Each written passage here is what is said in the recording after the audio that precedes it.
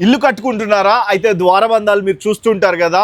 చాలా quality premium షాప్లో నేనున్నాను, వంశీ వుడ్ వర్క్స్. నాతో పాటు సార్ ఉన్నారు, ఓనరే.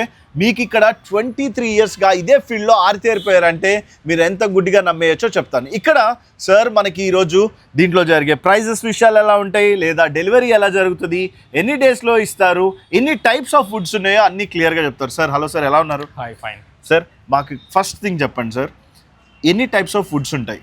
ఇక్కడ ఇండియన్ ఉంటుంది, ఆఫ్రికన్ ఉంటుంది. ఓకే. ఇండియన్ అయితే మామూలుగా పాలిష్ పనికి వస్తుంది, ఆఫ్రికన్ అయితే పెయింట్ పర్పస్ పనికి వస్తుంది. ఓకే.